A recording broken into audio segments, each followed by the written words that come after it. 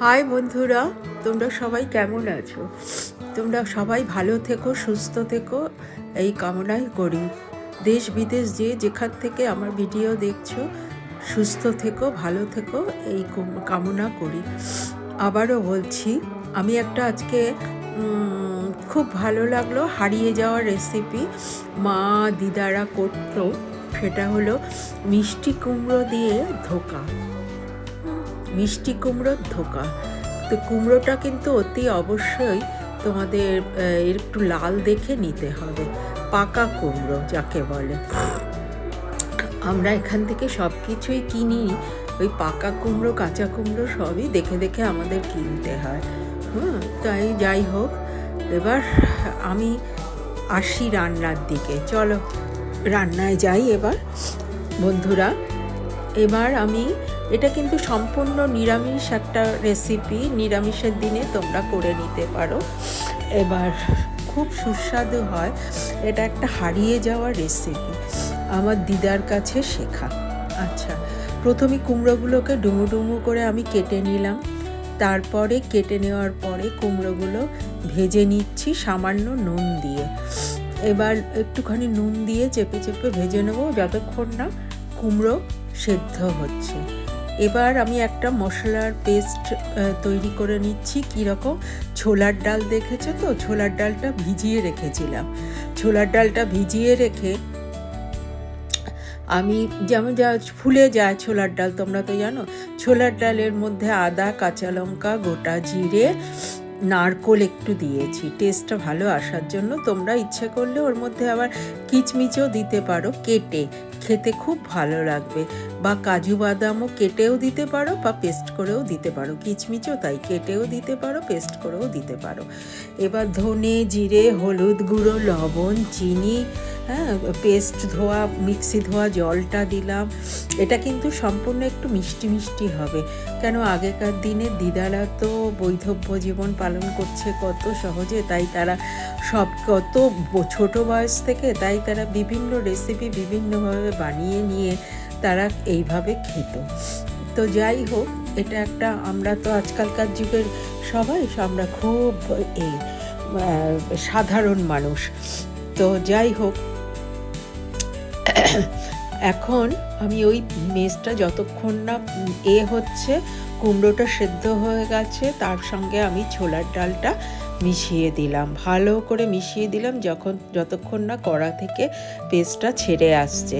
এবার মিশিয়ে দেওয়ার পরে দেখো, আমি এই বোলটাতে একটু তেল মেখে নিয়েছিলাম, সেটা ভিডিও তোমাদের দেখানো হয়নি।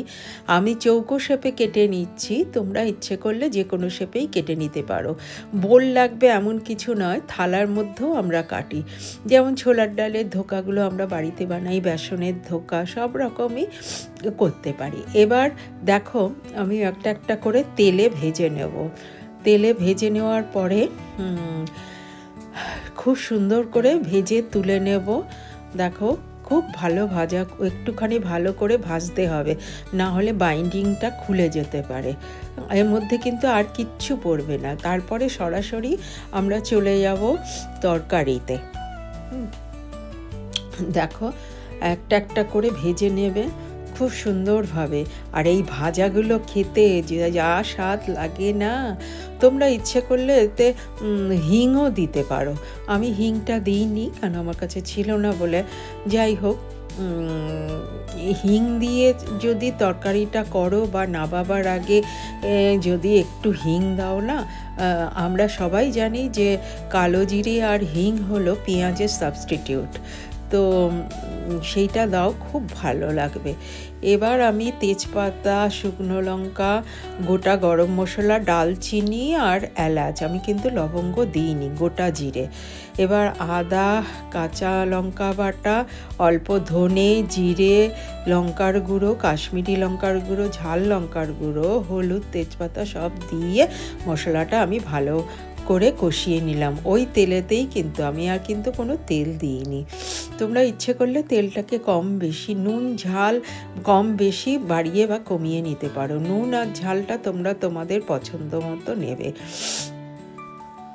যাই হোক বন্ধুরা, দেখো এটা মশলাটা ভালো করে কষাতে হবে, কষিয়ে যতক্ষণ পর্যন্ত না তেলটা ছাড়ছে।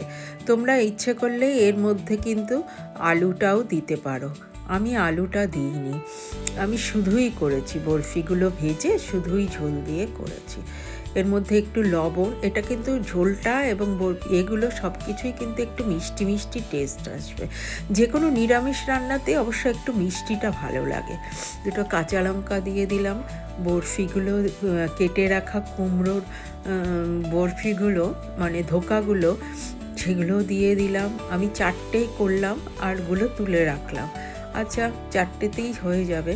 আচ্ছা, এবার রাত্রে রুটি, পরোটা, লুচি, পোলাও, যে কোনো রেসিপির সঙ্গে, ভাতের সঙ্গে সব কিছুতেই তোমরা এটা দিতে পারবে, খেতে পারবে। যাই হোক, এবার দেখো আবার বেশি ফোটালে, যতক্ষণ না জলটা নিয়ে আসছে বেশি ফোটালে কিন্তু এটা নরম হয়ে ভেঙে যাবে।